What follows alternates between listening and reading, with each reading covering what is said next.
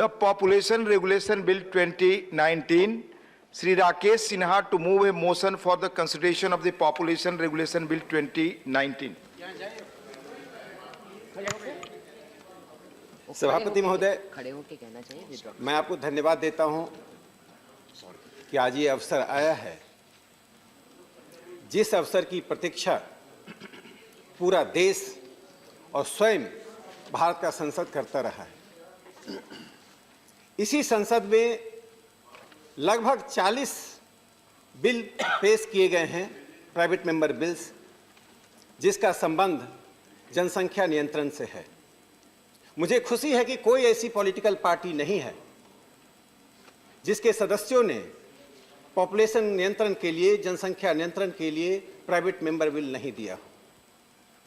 यह दिखाता है कि देश के आम लोगों में और चुने हुए प्रतिनिधियों में इस विषय की संवेदनशीलता है।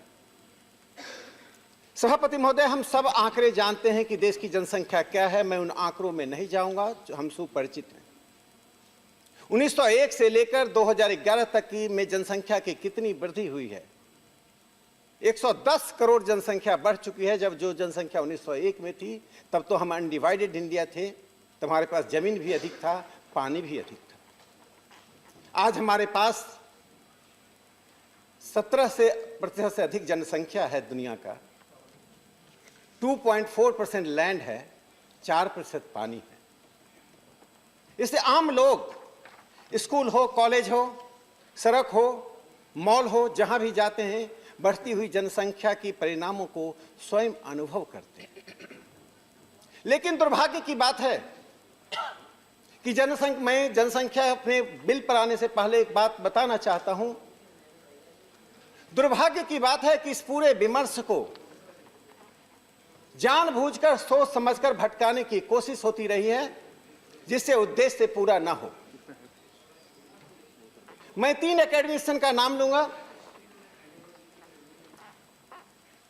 रोजर जेफरी और पैट्रिशिया जेफरी ने इकोनॉमिक एंड पॉलिटिकल वीकली में एक आर्टिकल लिखकर जनसंख्या नियंत्रण के जो कानून हैं, उसी तरह से मोहन राव, पीके दत्ता, ये सब बड़े एकेडमिशियंस हैं।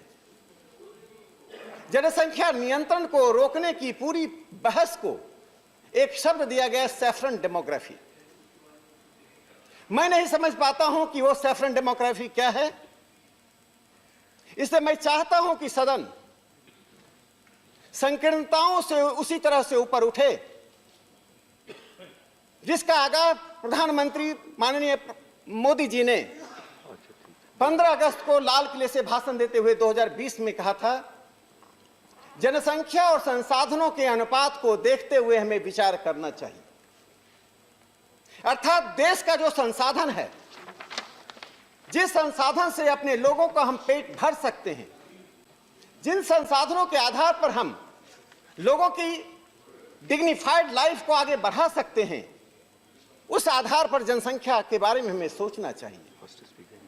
संभवतः एक लंबे अरसे के बाद जनसंख्या के विमर्श को प्रधानमंत्री जी ने उस संकीर्णताओं से बाहर लाकर एक सेकुलर डोमेन में रखा है, जिसमें संसाधन है, जन्म दर है, हमारा जीवन पद्धति है। मैं उसी पर प्रकाश डालना चाहता हूं। सभापति महोदय, 1996 में जनसंख्या और संसाधनों के अनुपात को नापने के लिए एक नया फॉर्मूला आया, जिसे पूरी दुनिया स्वीकार करे। वह है ग्लोबल हेक्टेयर। ग्लोबल हेक्टेयर का तात्पर्य है कि जो लैंड और वाटर, यानी जो बायोलॉजिकल प्रोडक्टिव संसाधन है, वह प्रति व्यक्ति कितना है, इसको ग्लोबल हेक्टेयर कहा गया। दूसरा शब्द है इकोलॉजिकल फुटप्रिंट, जिसका तात्पर्य होता है कि संसाधनों पर जिसका हम उपयोग करते हैं, जो हमारे जीवन पद्धति में, लाइफ स्टाइल में जिसकी हमें आवश्यकता होती है, वह कितना है।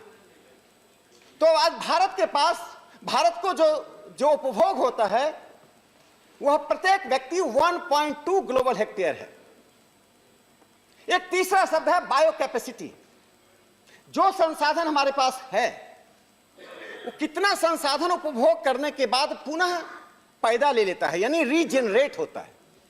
Resources get regenerated automatically.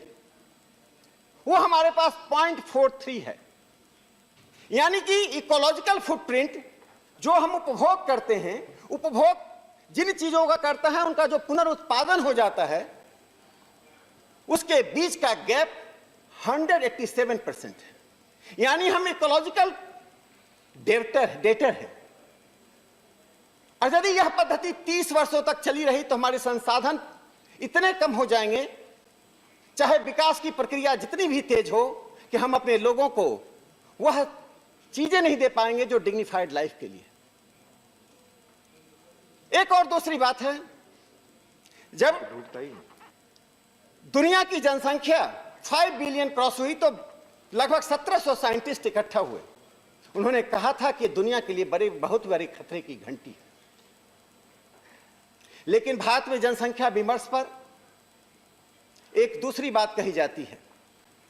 पहले तो संकीर्णता की बात, जो मैंने कहा, सैफरन डेमोग्राफी के नाम पर सांप्रदायिक क्षेत्र में ले जाकर इस जनसंख्या विमर्श को हाशिए पर ले जाया जाता रहा। जब प्रधानमंत्री जी ने उसे बाहर निकाला, अब मैं एक दूसरी बात पर आना चाहता हूं। मैं जानता हूं कि बहस में कुछ लोग हैं जिनको बढ़ती हुई जनसंख्या बहुत कम नजर आती है, जिनको बढ़ती हुई जनसंख्या से डेमोग्राफिक डिविडेंड नजर आता है कि हमारी 65% जनसंख्या 35 साल से नीचे है, डेमोग्राफिक डिविडेंड ले। क्या डिविडेंड ले? कि अमेरिका और ऑस्ट्रेलिया में हमारे लोग, सऊदी कंट्रीज में हमारे लोग जाके मजदूरी करें? क्या वो आपको राष्ट्रपति बनाएंगे? वहां पर बनाएंगे? क्या वो आपको बड़े बड़े पदों पर बैठाएंगे? मुट्ठी भर लोग बड़े बड़े पदों पर बैठेंगे, बाकी लोगों से कहते हैं कि वो बाकी जगह पर मजदूर नहीं है, डिविडेंड लाओ देश के लिए। कोई भी सभ्य देश बाहर की उस मजदूरी की आमदनी पर अपने नागरिकों को नहीं छोड़ता है। हम रोजगार के लिए कहीं जाते हैं तब जब देश में इसकी कमी होती है, और जनसंख्या के डेमोग्राफिक डिविडेंड के नाम पर इसको भटकाया जा रहा है। इसका एक दूसरा मैं बताना चाहता हूं, दुनिया की बहुत सी मल्टीनेशनल कंट्री हैं, इस जो पूंजीवादी व्यवस्था के घोर समर्थक हैं, उनको सस्ता मजदूर चाहिए। उन्हें पाकिस्तान में, बांग्लादेश में, भारत में, जिसे तृतीय विश्व के देश वो कहते रहे, डेवलपिंग कंट्रीज कहते रहे, उन्हें सस्ते मजदूर के लिए, बढ़ती हुई जनसंख्या के लिए, कि पूरे विमर्श को, पूरे डिस्कोर्स को वे भटकाने की कोशिश करते हैं डेमोग्राफिक डिविडेंड के नाम पर। एक तीसरा, जो जनसंख्या नियंत्रण को रोकने पर एक बार बार बात आती है, वो बहुत ही रैशनल बात है कि हम जनसंख्या में रिप्लेसमेंट लेवल, अर्थात हमारे दो की स्थिति में पहुंच रहे हैं।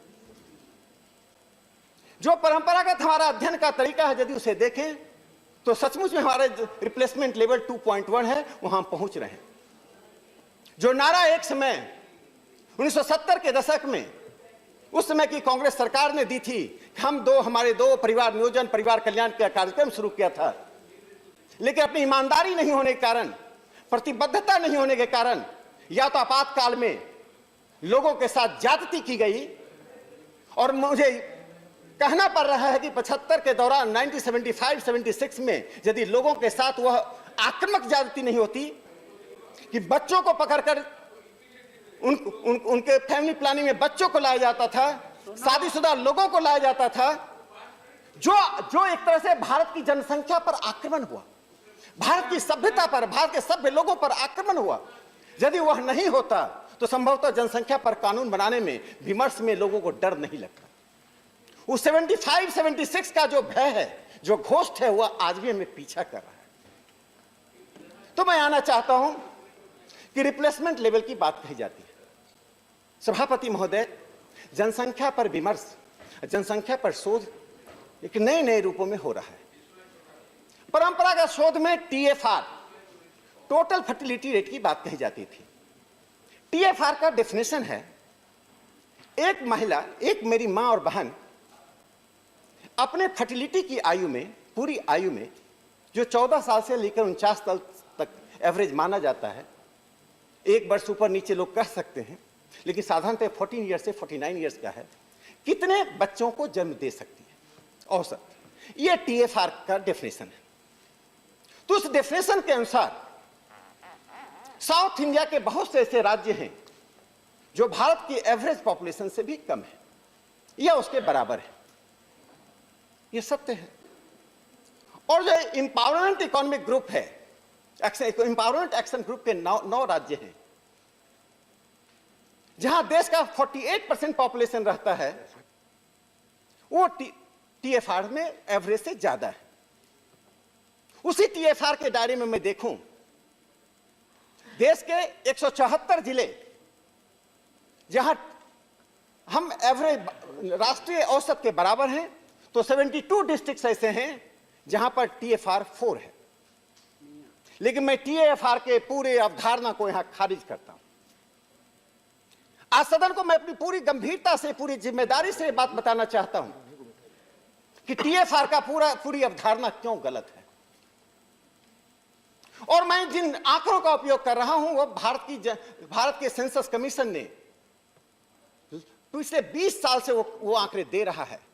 लेकिन डिस्कोर्स में राजनीति आने के कारण, संकीर्णता आने के कारण सेंसस कमीशन के उस आंकड़ों को लोग गौर नहीं कर रहे। और जो विमर्श पर ऐसे ताकतें हावी हैं, जो सैफरन डेमोग्राफी के नाम पर हावी हो जाते हैं, वे उन आंकड़ों को सामने नहीं आने देते। सभापति महोदय, यह पश्चिम के द्वारा टीएफआर बनाया गया है, वो ठीक भी है। हर देश, हर सभ्यता अपने अनुभवों से, अपनी परंपराओं से अपने मानक तय करता है। तो मानक क्यों नहीं तय होगा? एक महिला 14 साल की आयु में या एक महिला 49 साल की आयु में कितने बच्चे को जन्म देती है, तो मानक वैज्ञानिक ही है। तो उस मानक से मैं अलग हटकर कहना चाहता हूं कि एक है total marital fertility rate, TMFR। TFR उनके लिए उपयुक्त क्यों है, इसका मैं कारण बताना चाहता हूं। OECD, हम सब जानते हैं कि देशों का एक ग्रुप है। OECD के 11 देश ऐसे हैं जिसमें चिली है, जिसमें डेनमार्क है, जिसमें आइसलैंड है, जिसमें इटोविया है, जिसमें नीदरलैंड है, जिसमें नॉर्वे है, जिसमें फ्रांस है, स्लोवेनिया है। उन देशों में विवाह से पूर्व हमारी जो वहां की मां और बहनें हैं, जो बच्चों का जन्म दर है वो 50% से अधिक है। पोलैंड में 60% है। अमेरिका में उन बच्चों जो अनमैरिड मदर्स के द्वारा पैदा हुए बच्चों की संख्या 40% है। इंग्लैंड का मैं एक आंकड़ा देना चाहता हूं। तो मैं इंग्लैंड को एक ऐसा देश समझता था जो कि तुलनात्मक रूप से एक कंजर्वेटिव कंट्री माना जाता है। वहां 2019 में 3 लाख से अधिक बच्चे मैरिड मदर से पैदा लिए और 2 लाख से अधिक बच्चे अनमैरिड मदर से पैदा लिए। इन कारणों से टीएफआर उचित है। चाहे यूरोपियन नेशंस के देश हों, यूरोपियन नेशंस के देश में वे बच्चे जो अनमैरिड मदर से पैदा लेते हैं उनकी संख्या 50% से एवरेज ऊपर है। तो America 40%, England 47%, OECD country 50% plus, Chile में तो 69% है। तो कुछ कंट्री तो ऐसे है जहां 71% है।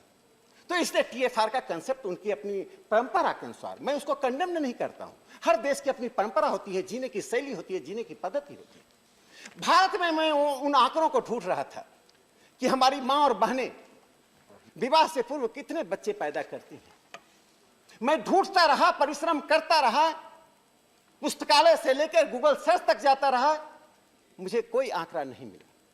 कुछ आंकड़े हो सकते हैं लेकिन वे आंकड़े अभी रजिस्टर्ड नहीं है। वो आंकड़े होंगे भी तो 0.001% के आसपास होंगे। इसलिए भारत में जो सेंसस कमीशन ने एक फॉर्मूला निकाला है, टोटल मैरिटल फर्टिलिटी रेट, अर्थात विवाह के बाद एक महिला अपने आयु में फर्टिलिटी रेट के दौरान कितने बच्चों को जन्म देती है।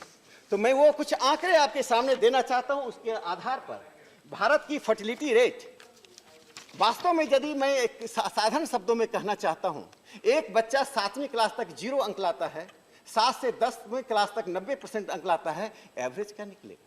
टीएफआर वही है। आप उस डिल्यूजन में मत रहिए। मैं भारत में बताना चाहता हूं, बिहार में टोटल मैरिटल फर्टिलिटी रेट 6.3 है, झारखंड में 6.1 है, मध्य प्रदेश में 5 है, छत्तीसगढ़ में 5.5 है, राजस्थान में 4.7 है, उत्तर प्रदेश में 6.8 है, उत्तराखंड में 2.8 है, उड़ीसा में 3.8 है और इंडिया का total marital fertility rate average 4.9 है। गांवों में 5.1 है। अच्छा, मैं अब दक्षिण के राज्यों का कुछ बताना चाहता हूं जहां कहा जाता है कि टीएफआर कम हो रहा है। उसमें आंध्र में 3.4 है total marital fertility rate, Karnataka में 3.3 है, केरला में 5.1 है, तमिलनाडु में 3.7 है, केरल में 5.1 है और तेलंगाना में 3.6 है। चूंकि अन्य सदस्यों को बोलना है, मैं कंक्लूड करने से पहले 2-3 ऑब्जर्वेशन देना चाहता हूं, बाद में मैं बोलूंगा जब डिबेट समाप्त होता है। मैं उम्मीद करूंगा कि ये बिल कानून का रूप ले। सभापति महोदय, we should not be in delusion. Average is always delusionary. जिन सवाल है कि संसाधनों पर बोझ कितना है, एक फ्लाईओवर पर बनता है बोझ कितना है, एवरेज कितना, यह महत्वपूर्ण नहीं। हमारे मित्र मनोज झा जी के पास कितने बच्चे, अगर एक बच्चे हैं, मेरे पास 11 बच्चे हैं, एवरेज 6 आता है, लेकिन फ्लाईओवर तो उन 12 बच्चों का बोझ सह रहा है। उसे मनोज जी के 1 से हमारे 12 से कोई अंतर नहीं है। तो इस डेल्यूजन में नहीं रहना चाहिए। जनसंख्या नियंत्रण एक समाजशास्त्रीय विषय है और समाजशास्त्रीय विषय होने के कारण जो औसत वृद्धि के साथ साथ जो सामाजिक स्तर पर वृद्धि में जो अंतर है, जो भौगोलिक स्थिति में, रीजनल क्षेत्रीय स्थिति में जो वृद्धि का अंतर है, उन सब को हमें स्वतंत्र मन से, कि सदन कठोरता की मरुभूमि नहीं है, सदन तो बहस के लिए जीवंत एक हरियाली है, जहां पर हम अपनी बात ईमानदारी से देश के हित में, आने वाली पीढ़ी के हित में रखते हैं। और अंतिम शब्द में कहना चाहता हूं, जिन संसाधनों का हम उपयोग कर रहे हैं, इकोलॉजिकल फुटप्रिंट बढ़ता जा रहा है, बायो कैपेसिटी घटता जा रहा है। आप ध्यान रखिए, हम आने वाली पीढ़ियों का के लिए जो संसाधन था उसका उपभोग करके कहते हैं नहीं सब ठीक है। We are eating the resources meant for the posterity, ये हमारा अधिकार नहीं बनता है। इसलिए पीढ़ियों को देखते हुए, देश की स्थिति को देखते हुए, देश की भावना को देखते हुए सबसे अधिक महत्वपूर्ण है प्रधानमंत्री जी ने जो लाल किले से कहा था, उसी कारण से मैं भी संयमित हुआ। डिस्कोर्स में मेरे भी कई आयाम थे, लेकिन उन्होंने कहा था कि संसाधन और लोगों के अनुपात को देखो, उसी आधार पर अपने निर्णय करो। ये निर्णय जितना मेरे हित में होगा उतना आपके हित में है, जितना वर्तमान में होगा उतना भविष्य के लिए होगा। और इस बिल में मैंने एक प्रावधान दिया, वह कह के मैं बात समाप्त करता हूं। धन्यवाद। मैं बिल में उस प्रावधान की बात कर दूं, नहीं तो उस बिल में मैंने एक प्रावधान दिया है, बाकी तो दिया है कि किस पर क्या कोर्सिव या कोई पॉजिटिव लागू होगा। एक बात मैंने कहा, ये कानून बनने के बाद 18 महीने तक ये कानून लागू नहीं होगा। 18 महीने तक एनजीओ, कॉलेज, स्कूल्स के लिए कैंपेन करेंगे, इसलिए कि कोई मां और बहन यदि कानून बनने के दिन या उसके आसपास कंसीव कर लेती है तो उनके बच्चे पर हम अत्याचार न करें। 18 महीने तक डेमोक्रेटिक डिस्कोर्स करें, लोगों तक पहुंचे, जिससे कि यह ना कहा जाए कि आज की कम्युनिकेशन एज में कि हम लोगों तक नहीं पहुंच पाए, लोगों में ज्ञान नहीं है। इन बातों से ऊपर उठिए। धन्यवाद राकेश जी, अभी बोलने का मौका नियंत्रण पर कानून बनाने आपको पुनः मिलेगा। मैं सदन से अपील करता हूं। धन्यवाद। धन्यवाद। Motion move.